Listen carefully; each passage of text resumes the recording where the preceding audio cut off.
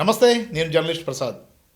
ఆంధ్రప్రదేశ్‌లోనే కాదు, దేశంలోనే అత్యంత ధనిక సీఎంగా చంద్రబాబు నాయుడు ఇప్పుడు రికార్డుల్లోకి ఎక్కారు.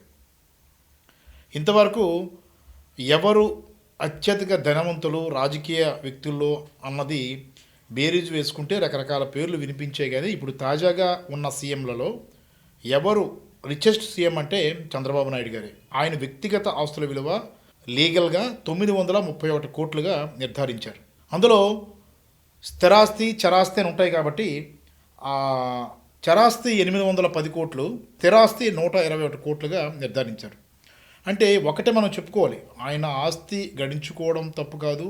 కానీ రాజకీయ వ్యక్తిగా ఉంటూ చంద్రగిరిలో ఒక సామాన్యమైన రైతు కుటుంబం నుంచి 2 ఎకరాలతో ఆయన రాజకీయాన్ని ప్రారంభించారు.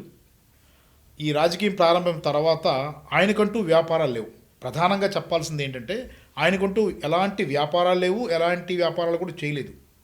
మీరు ఇంకో ప్రశ్న అడగవచ్చు, ఆయనకి హెరిటేజ్ ఉంది కదా అనేసి. హెరిటేజ్ అనేది ప్రస్తుతం భువనేశ్వరి ఆమె పేరు మీద ఉంది. అలాగే బ్రాహ్మణి గారు కూడా ఈ లావాదేవీలు, వ్యవహారాలు, వ్యాపారాలు చూసుకుంటున్నారు. వాళ్ళ ఆస్తులు వేరు. అలాగే లోకేష్ గారి ఆస్తులు కూడా వేరు. ఆ ఆస్తులను వదిలిపెట్టితే నికర ఆస్తి చంద్రబాబు నాయుడు గారి పేరు మీద ఉన్న ఆస్తి 931 కోట్లు.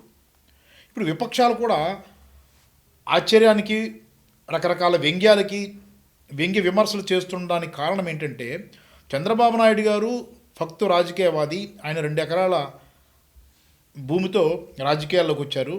వ్యాపారాలు చేయలేదు. ఎలాంటి వ్యాపారాలు చేయకుండానే 931 కోట్లకు ఎలా ఆస్తి పెరిగింది అన్నది వారి అనుమానం. సహజంగానే అనుమానం వస్తుంది. అలాగే మనకు కూడా అదే అనుమానం వచ్చింది.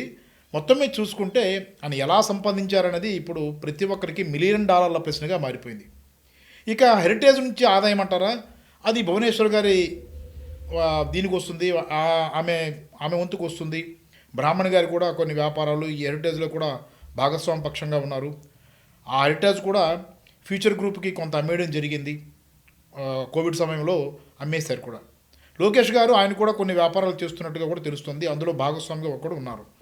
కానీ చంద్రబాబు నాయుడు గారికి ఎలాంటి వ్యాపారాలు లేకుండా ఎంత ఆస్తి గడించడం అంటే నిజంగా రికార్డుగానే చెప్పుకోవాలి. రాజకీయ వర్గాల్లో ఇది ఒక సెన్సేషన్ ప్రస్తుతం.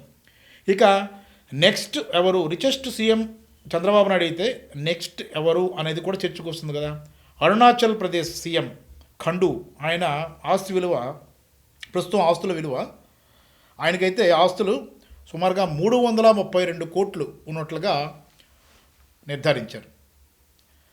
సహజంగానే 2వ ప్లేస్లో ఆయన ఉన్నాడైనా ఆయన కూడా 3rd ప్లేస్లో కర్ణాటక సీఎం సిద్ధరామయ్యకు 51 కోట్లు ఆస్తి ఉంది. మన పక్కనే ఉన్న రాష్ట్రం కర్ణాటక. అక్కడున్న సీఎం సిద్ధరామయ్య గారి ఆస్తులు 51 కోట్లుగా ఉన్నాయి. ఇక సహజంగానే మనం ఏమనుకుంటామంటే ఇంతమంది ఆస్తులు ఉన్నాయి కదా, అత్యల్పంగా ఎవరున్నారు అనేది అది కూడా మనకి సహజంగానే డౌట్ వస్తుంది కదా.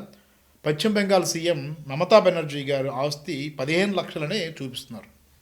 అంటే ఆమె సింగిల్ ఉమెన్, ఆమె పెళ్ళేమీ చేసుకోలేదు, సింగిల్గానే ఉన్నారు, మొత్తం రాజకీయాలు నడుపుతున్నారు. డేర్ పాలిటిక్స్ నడుపుతూ రాష్ట్రంలో ఒకవైపు కమ్యూనిస్టు భావజాలంతో ఉన్న సిపిఎంను మట్టి కరిపించి ఆమె వరుసగా సీఎం అవుతున్న పరిస్థితి మనం చూస్తూ ఉన్నాం. కాబట్టి ఆమెకు ముందు వెనక ఎవరు లేరని అంటున్నారు. కానీ మొత్తం మీద ఆమె ఆదాయం, ఆమె ప్రస్తుత ఆస్తి ఎంతైతే ఉందంటే 15 లక్షలు చెప్తున్నారు. ఇక ఇంకో మనకి ముఖ్యంగా జమ్మూ కాశ్మీర్ లాంటి దీనిలో కూడా ఎంతో 5.5 కోట్లు ఎంతో ఉంది అక్కడ సీఎంకు.